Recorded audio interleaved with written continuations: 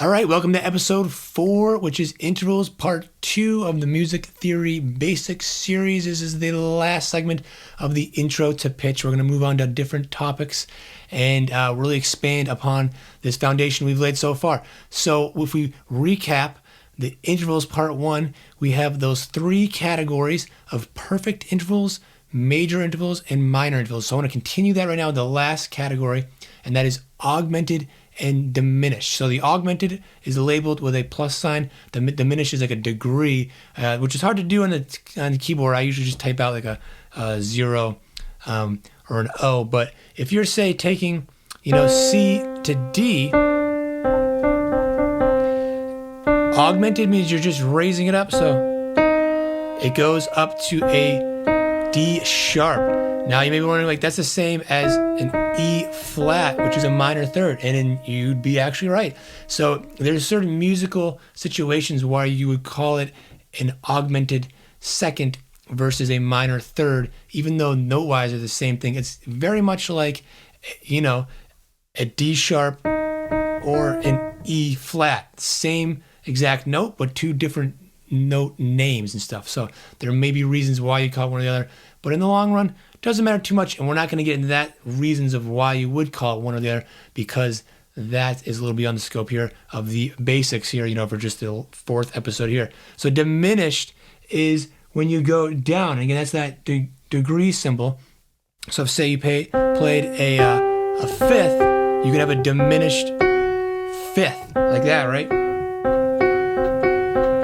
So just to know, some of these can be augmented, some of them can be diminished, and it gets a little more advanced than that, but we'll get in future episodes more depth in that stuff. But I wanted to throw that out there. Not too much to worry about for now, but one thing I want to get into is inverting intervals, something that I love to do. As I mentioned in the last episode, I love intervals to begin with, and I love inverting them as well. And I have actually a lesson for guitar all about this stuff. I'll put it in a link in the description below. That's going to show you how to actually do this stuff and apply it in a very, very easy way. So that is the idea that if we play, say, a third, so C to E, a major third, if you wanted to then go down to that same note from C, you don't just go down a third, because that would bring to something else.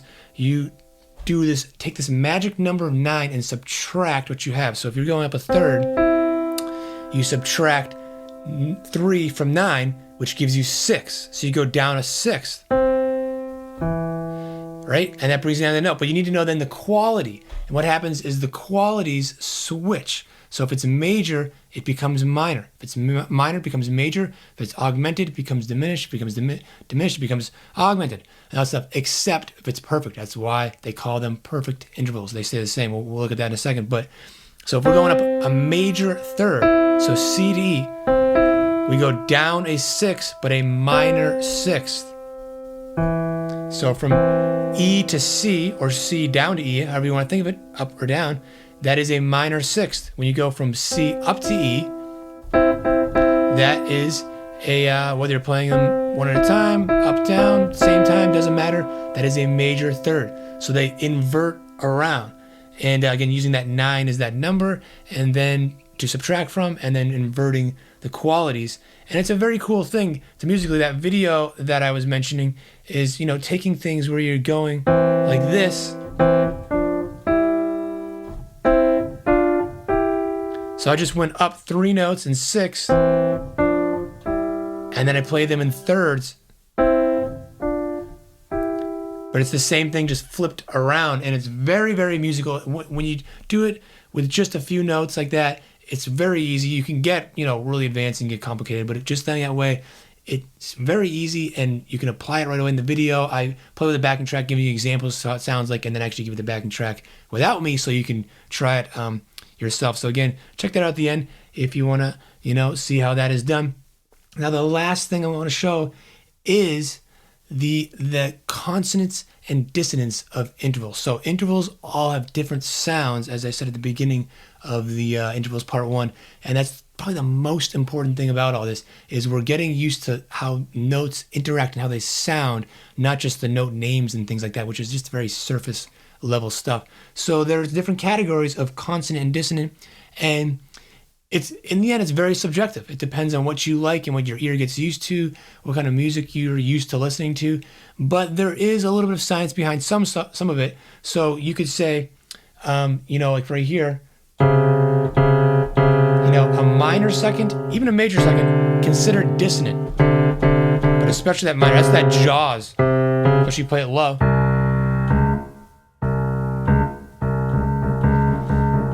One of the simplest themes for film you could ever hear, and it could not be more perfect fitting for that. That suspense of a shark coming at you. You don't know if it's there or where it is. And it's because of that interval. That's all it is.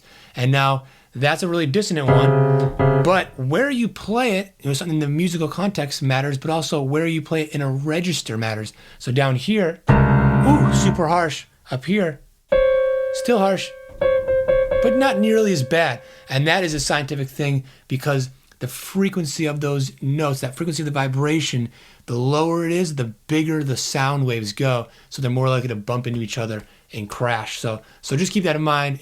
They're not all equal. It depends on exactly kind of where you play it.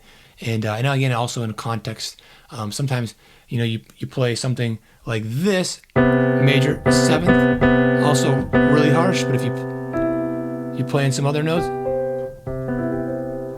like this, and it's like, oh, that's a major seventh chord. It gets blended in there. I always think of it like cooking. It's like a spice. You just have the spice on its own. It's like, whoa, jalapeno pepper. I don't like eating peppers straight up, but mixed in, it's like, oh, you don't notice as much, It gets kind of dialed back down. So keep that stuff in mind. So those are the very dissonant ones. Now, consonant ones would be major third. Or to go over the other ones, you got, your major second, major and minor second. You have your augmented fourth in flat fifth, same thing, and your major seventh and minor seventh that I just did right there. So from a C up to a B, C to a B flat, minor seventh. Also dissonant. The consonant ones, meaning much more pleasing kind of to your ear, would be, to be fair, I'll play the same octave here. We got a major third, minor third, actually isn't too bad, major sixth, and a minor sixth, and then also a perfect fourth, perfect fourth, and a perfect fifth, and an octave. Certainly not bad there. Let's just blend right in there. So you don't have to actually memorize, that exact list. Just be aware that some of them are harsh, some of them sound better, and it depends on the register and in the context musically, and also depends on your personal taste. So don't let anybody tell you like, hey, this interval here is super dissonant, it sounds awful. It's like, well, maybe you enjoy it. So, but there again, there is a little bit of science behind it because of the sound waves going and bumping into each other. That kind of creates this tension, or a little lack of it kind of blends in a little more. So that's it with intervals, and that is it with the intro to pitch. I hope that you enjoyed this and it laid down a good kind of foundation for just understanding how pitch works. We're going to get to much more topics and much more advanced stuff as we go, ease our way in, looking at rhythm and other things too, not just pitches and things like that. But if you want to check out the next episode, I don't have it right now, but if you're watching this in the future, at some point I will, and it'll be right here, episode 5, and I'll see you in the next video.